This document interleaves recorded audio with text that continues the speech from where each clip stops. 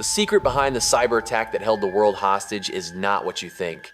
One security researcher discovered a bizarre flaw the hackers never meant to include. You have to stick around until the end to find out how a single $10 purchase accidentally saved thousands of lives and stopped the digital apocalypse. It began quietly, the way most disasters do, without thunder, without warning, without even a sound. A nurse in a London hospital leaned over her desk, typing a patient's name into a computer she'd used 1,000 times before. The cursor blinked, obedient as always. Then the screen froze. A moment later, a crimson message bloomed across it like a wound. "Oops, your files have been encrypted." The words glowed against the sterile light, pulsing faintly. The nurse frowned, pressed a few keys, then stopped when she realized nothing worked. Around her, other screens flickered. One by one, they went red. Down the hall, a surgeon stared at a monitor mid-operation as the heart rate graph locked on its last recorded pulse. The beeping stopped. For a heartbeat, no one moved. Then panic cracked through the silence. "What's happening?" someone shouted. But there was no answer, only the hum of machines that had ceased to obey. Across the city, the same red message appeared in offices, in train stations, in classrooms. In minutes, it spread beyond London, beyond Britain, beyond comprehension. Hospitals in Spain, banks in Russia, universities in China, all struck by the same digital plague. The world was connected, and now the infection proved it. By dawn, more than 200,000 computers in 150 countries had been locked. Files were gone, systems crippled, lives suspended. Every machine displayed the same demand: send $300 in Bitcoin or lose everything. It was as if a single, invisible hand had reached through the internet. Inside one of those hospitals, chaos turned to desperation. Doctors scribbled notes by hand. Nurses shouted patient names across corridors. A consultant named Tony Bleetman later said it felt like the oxygen had been sucked out of the building. The digital lifeline of modern medicine records, prescriptions, operating schedules had vanished, and in that instant, humanity learned a cruel lesson. Progress cuts both ways. While the world scrambled to make sense of the catastrophe, somewhere far away, a man named Park sat alone in a dim hotel room in Dalian, China. The blinds were drawn, the air smelled of instant noodles and burnt coffee. His computer screen glowed blue, lines of code scrolling like scripture. He hadn't slept in days. Park was not a criminal in the traditional sense. He was a programmer, a soldier of a different kind. He worked for a shadow division inside North Korea's cyber command. His task: build a weapon. He'd been chasing perfection for months, writing, rewriting, testing. What he wanted was a program that could replicate itself, move unseen, take over entire networks. But every attempt failed. Then one night, while trawling through the hidden corners of hacker forums, he found something extraordinary: leaked files belonging to the US National Security Agency. Among them, a tool called Eternal Blue. It was a skeleton key for Windows systems, a flaw so deep it could open almost any door. Park studied it for hours, mesmerized. He whispered its name like a prayer: Eternal Blue. By dawn, he had fused it with another stolen exploit called Double Pulsar. Together they formed something new, a creature of his own design. He called it a test build, but it felt alive. When he finally leaned back from the keyboard, exhausted, he told himself it wasn't finished. Not yet. He just needed one more night. The next morning, his laptop screen was blank, the files gone. A message appeared from his superior: "Congratulations, deployment successful." Park froze. "Deployment?" he whispered. It wasn't ready. He stared at the empty folder, realization hitting like ice. They had released it, unfinished, uncontrolled. Out there, somewhere, his creation was already spreading.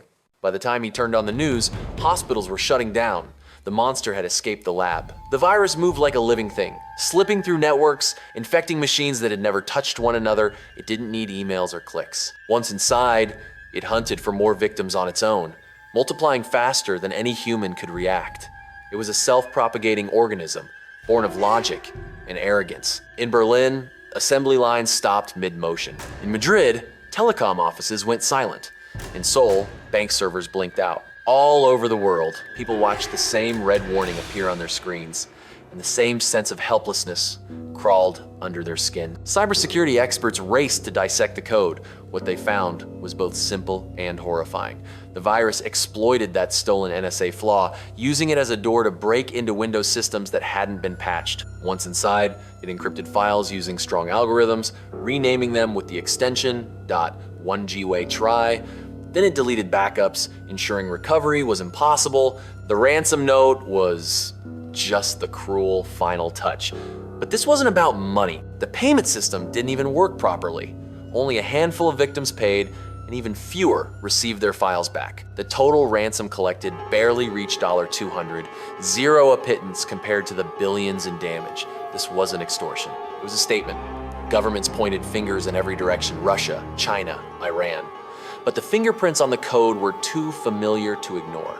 The same techniques had appeared before, in attacks on South Korea, in the infamous Sony Pictures breach, in the 2016 Bangladesh bank heist, and every path led to the same name whispered in intelligence circles: Lazarus. While investigators traced the digital trail, the world waited for someone to stop the bleeding. That someone turned out to be a young man thousands of miles away on the south coast of England. His name was Marcus Hutchins. Marcus was a quiet, curious researcher, brilliant, restless, often awake at odd hours, staring at strings of code just for the joy of deciphering them. On the morning of May 12, he'd been following news of the ransomware with growing fascination. The scale of it didn't make sense. It was too coordinated, too fast, so he downloaded a sample of the malware to study it. Inside the code, he found a strange detail: a long, unregistered web address. Out of habit, Marcus typed it into his browser. It didn't exist.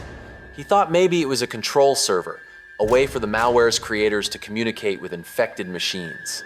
So, casually, he registered the domain himself. It cost him less than $10. Within minutes, the traffic spiked, hundreds of thousands of connections flooding in. Then, unexpectedly, the global infection curve flatlined. The spread stopped. Marcus leaned back, stunned. He didn't understand why, but he knew what he'd done. He'd tripped the unalive switch. Later, researchers discovered the truth. The domain was a check. The malware tried to connect to it before executing.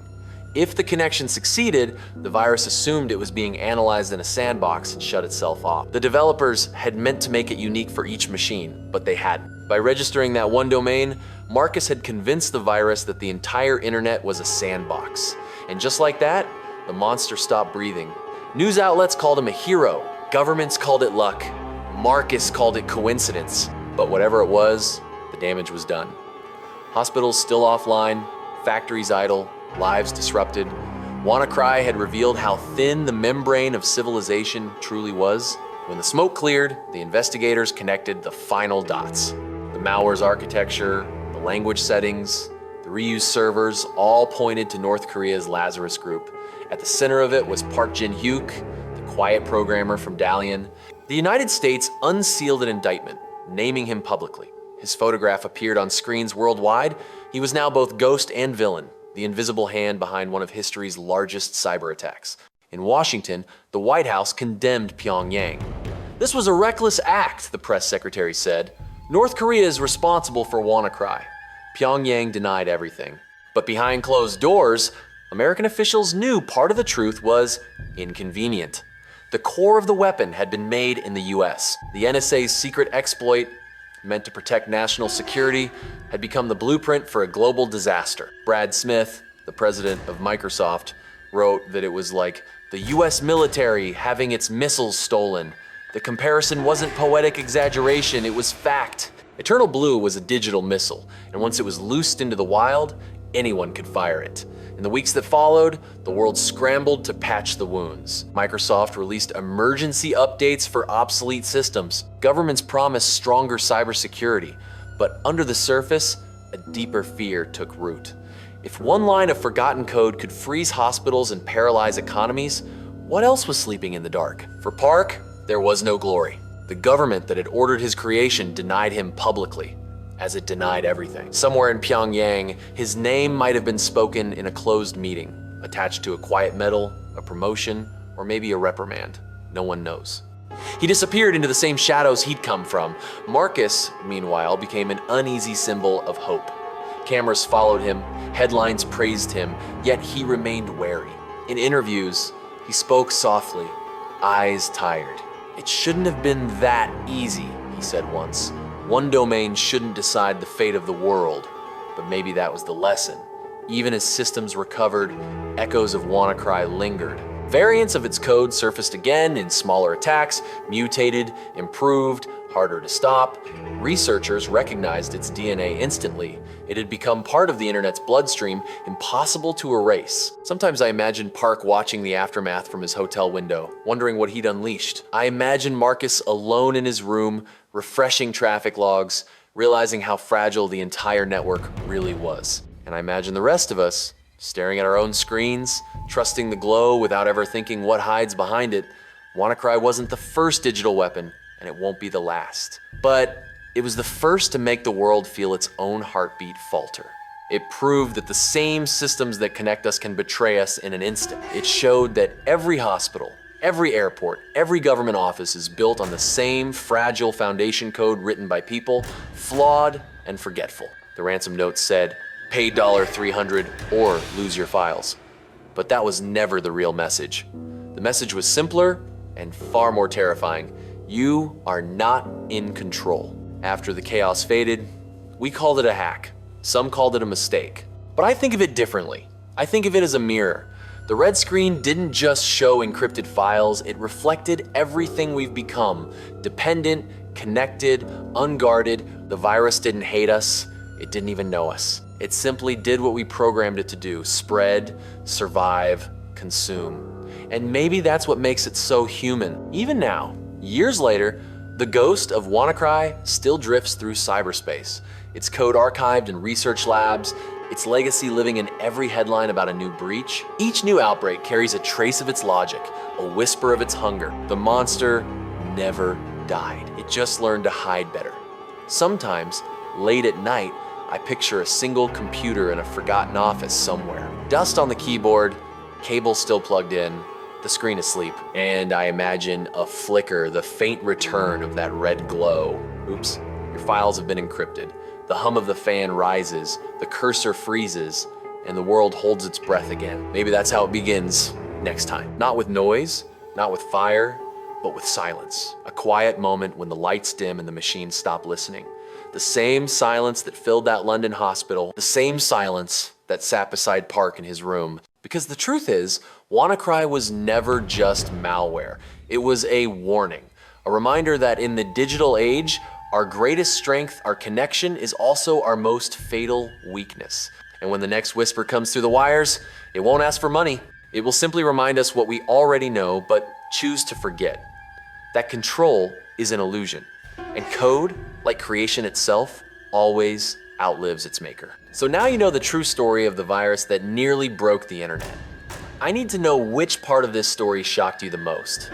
Tell me if you believe our digital world is truly secure after this. Share your own biggest cybersecurity fear in the comments below. Let me know what you think. Make sure to follow for more true stories from the hidden world of technology.